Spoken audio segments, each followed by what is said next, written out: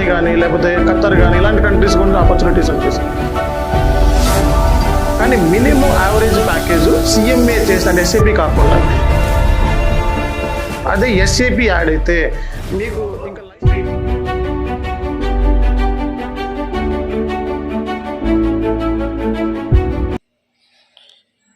అమీర్పేట్లో చాలా SAP institutions ఉన్నాయి, training centres ఉన్నాయి, అలాగే ఒక స్ట్రీట్ కూడా ఉంది అంటారు.